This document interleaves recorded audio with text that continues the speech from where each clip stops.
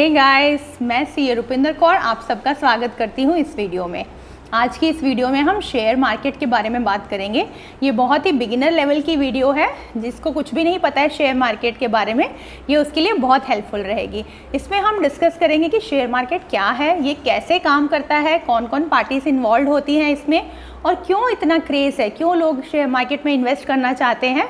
ये सब आज हम इस वीडियो में डिस्कस करेंगे। तो अगर आपको ये टॉपिक हेल्पफुल लग रहा हो तो प्लीज़ इस वीडियो में बने रहिए हमारे साथ और इस वीडियो को एंड तक देखिए। तो अब हम स्टार्ट करते हैं मीनिंग से कि शेयर मार्केट का क्या मतलब होता है। शेयर का मतलब होता है एक हिस्सा, ठीक है। किसी चीज़ को हम अगर शेयर करना बोलते हैं, इसका मतलब हम अपना कुछ हिस्सा उसको देते हैं, तो वो होता है शेयर। और मार्केट का मतलब होता है एक प्लेस। जैसे हम मार्केट को जानते हैं जहाँ पे एक सेलर होता है और एक बायर होता है, सेम वैसे ही शेयर मार्केट है। यहाँ पे भी सेलर होता है और बायर होता है। बायर कौन होता है? इन्वेस्टर्स, जो अपना पैसा लगाते हैं। और सेलर कौन होगा? जो कंपनीज, जो बिजनेस अपना शेयर सेल कर रहे हैं। तो हम यहाँ पे क्या खरीदेंगे? अगर हम एक इन्वेस्टर हैं तो हमें यहाँ पे हमारे पैसे के बदले में हमें शेयर्स मिलते हैं, तो इसे कहा जाता है शेयर मार्केट। तो देखिए, जो भी मार्केट प्लेस है या जो भी बिजनेस है, कोई डील करते हैं हम, तो वो डील दोनों पार्टीज़ के लिए विन विन होनी चाहिए, राइट। तो जैसे अगर हमने मार्केट जाके कुछ ख़रीदा, किसी ने हमें एक टी शर्ट सेल की है, तो उन्होंने क्यों सेल की? क्योंकि उनको प्रॉफिट हुआ। और हमने क्यों बाय की? क्योंकि हमको उसकी रिक्वायरमेंट थी और हमको लगा कि इसकी क्वालिटी अच्छी है, इसका रेट सही है, इसलिए हमने ख़रीद लिया। सेम शेयर मार्केट पे भी अप्लाई होता है। हम क्यों इन्वेस्ट करेंगे एज एन इन्वेस्टर? हमें लगेगा कि इनका बिजनेस अच्छा है, ये फ्यूचर में बहुत ग्रो करेगा, हमें अच्छा रिटर्न देगा, इसलिए हम उनके शेयर्स खरीदेंगे।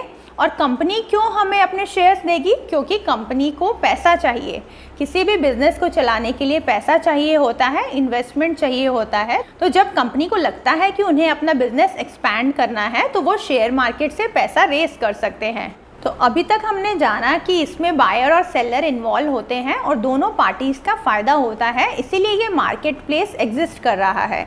अब हम बात करते हैं कि ये जो शेयर मार्केट है ये क्या है। ये एक्चुअल में एक बिज़नेस ही है, एक अलग टाइप का बिज़नेस है। क्योंकि जब हम बिज़नेस में पैसा लगाते हैं तो हमें लगता है कि हमारा बिज़नेस ग्रो करेगा, हमारी इससे सेल्स होगी, हमें इससे पैसा आएगा, इसलिए हम उसमें पैसा लगाते हैं। और सेम शेयर मार्केट में भी हम क्यों पैसा लगा रहे हैं? क्योंकि हमें हमारे पैसे पे, जो हमने इन्वेस्ट किया है, उस पर हमें अच्छा रिटर्न मिलेगा, इसी उम्मीद से हम शेयर मार्केट में भी पैसा लगाते हैं। फ़र्क सिर्फ इतना है कि शेयर मार्केट में हमें खुद से एक्टिवली काम नहीं करना है। ये हमारा काइंड ऑफ एक पैसिव बोल सकते हो, पैसिव इनकम होगी। क्योंकि हमें सिर्फ एक कंपनी ढूंढनी है और उसमें पैसा लगाना है, और वो कंपनी वालों की रिस्पॉन्सिबिलिटी है उनका बिजनेस अच्छे से चलाना, उसको ग्रो करना और इन्वेस्टर्स को रिटर्न देना। अब बात करते हैं कि शेयर मार्केट काम कैसे करता है।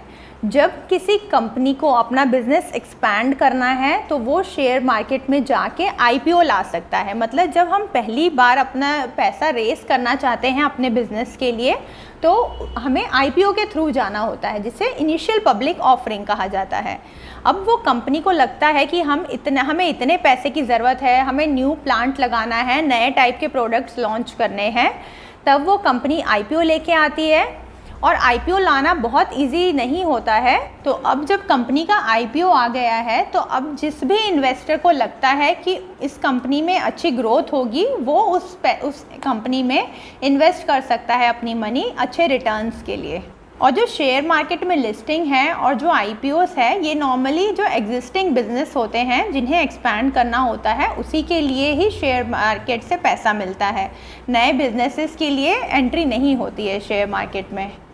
अब हम रिटर्न और रिस्क की बात करते हैं कि शेयर मार्केट में कैसा रिटर्न होता है और कितना रिस्क होता है। तो सबसे पहले हम रिस्क से स्टार्ट करते हैं। देखिए, रिस्क तो इसमें होता ही है, क्योंकि हम सब जानते हैं कि जो शेयर मार्केट का प्रॉफिट होता है, जो उसका रिटर्न होता है, वो बाकी सारे इन्वेस्टमेंट से कहीं ज़्यादा होता है। अगर हम एफडीज़ की बात करें, सेविंग बैंक के इंटरेस्ट की बात करें, या फिर रियल एस्टेट या फिर गोल्ड, इन सब के कंपैरिजन में जो शेयर मार्केट का जो रिटर्न होता है वो बहुत ज़्यादा होता है। और अब अगर कहा जाता है ना नॉर्मली कि नो पेन नो गेन, तो वही बात यहाँ पे भी एप्लीकेबल होती है। अगर आपको इतना रिटर्न मिल रहा है तो उसके लिए आपको रिस्क भी उठाना पड़ता है। रिस्क इसलिए है क्योंकि ये जो पैसा लगा के आप खुद से बिजनेस नहीं कर रहे हैं, आप दूसरों के बिजनेस में इन्वेस्ट कर रहे हैं। अब वो दूसरा उस बिज़नेस को कितने अच्छे से रन करेगा, कितने अच्छे से उनका जो प्लान था एक्सपेंशन का, उनके नए प्रोडक्ट लॉन्च का, वो काम करेगा, वो सेल करेगा, तभी कंपनी को प्रॉफिट होगा। तो इसमें रिस्क तो है बट रिटर्न भी काफ़ी अच्छा होता है। तो अब बात करते हैं कि कोई भी इन्वेस्टर अपना पैसा क्यों लगाता है शेयर मार्केट में, किसी भी कंपनी में हम क्यों इन्वेस्ट करते हैं। तो हम इन्वेस्ट करते हैं रिटर्न्स के लिए, हमें रिटर्न मिलेगा हमारे इन्वेस्टमेंट पे, और दूसरा हमें मिलेगा डिविडेंड। डिविडेंड होता है जो कंपनी रेगुलर बेसिस पे अपने प्रॉफिट्स में से इन्वेस्टर्स को शेयर देती है। जब भी कंपनी को ज़्यादा प्रॉफिट होता है, उन्हें लगता है कि उस बिज़नेस में वो और इन्वेस्ट नहीं कर रही है, अभी उस पैसे का ज़्यादा यूज़ नहीं हो रहा है, तब वो रेगुलरली टाइम टू टाइम अपने इन्वेस्टर्स को डिस्ट्रीब्यूट कर देती है, जिसे डिविडेंड कहा जाता है। और दूसरी टाइप की हमारा जो रिटर्न होगा, जो मेन हमारा मोटिव होता है, वो होता है एक लॉन्ग टर्म रिटर्न के लिए हम इन्वेस्ट करते हैं। अब सपोज़ आपने एक कंपनी में इन्वेस्ट किया है, आज की डेट में उसकी शेयर वैल्यू है 100 रुपीज़, और अगर 2 साल बाद उसकी शेयर वैल्यू 200 रुपीज़ हो जाती है, तो आपका जो इन्वेस्टमेंट है वो सीधे डबल हो जाएगा। ये आपका मेन फ़ायदा होता है स्टॉक मार्केट में इन्वेस्ट करने के लिए। और अब इसके पीछे का क्या लॉजिक है कि उसकी वैल्यू 100 रुपये से 200 रुपये क्यों हुई, वो इसीलिए होगी क्योंकि उस कंपनी की वर्थ भी बढ़नी चाहिए। अगर आज उस कंपनी की सेल्स 10 लाख रुपए है, तो कल को उसकी सेल्स 20 लाख, 25 लाख, 30 लाख होगी, तभी उसकी शेयर वैल्यू बढ़ेगी। क्योंकि शेयर वैल्यू बढ़ने के पीछे भी फाइनेंशियल बैकिंग होती है, ऐसे ही किसी कंपनी की वैल्यू नहीं बढ़ती। अब जो शेयर मार्केट है उसको इकोनॉमी से कंपेयर करके, हमारे देश की फाइनेंशियल सिचुएशन से कंपेयर करके देखते हैं। जो शेयर मार्केट है वो सिर्फ इन्वेस्टर और कंपनीज़ का रेसिंग द फंड, ये सब इतना ही नहीं है, ये पूरे वर्ल्ड में हमारी कंट्री को, उसकी फाइनेंशियल पोजीशन को रिप्रेजेंट करता है। क्योंकि क्या है कि सारी कंपनी, सारे बड़े बिजनेसेस इसमें लिस्टेड हैं, तो उनकी क्या वैल्यू है, उनकी क्या वर्थ है, ये शेयर मार्केट से पता चल जाती है। तो ओवरऑल देखा जाए तो सब कुछ बिज़नेस से ही रिलेटेड है। बिज़नेस होगा तो जॉब्स होंगी, तब कंजम्पशन होगा, तब लोग अच्छे स्कूल्स में पढ़ेंगे, अच्छी एजुकेशन होगी। तो एक कंट्री की क्या वर्थ है और क्या फाइनेंशियल पोजीशन है, ये शेयर मार्केट से ही पता चल जाता है। तो अब सारा खेल जो है वो सिर्फ कंपनी ढूंढने का है, राइट। आज की डेट में BSE पे 5,500 के आसपास कंपनीज लिस्टेड है।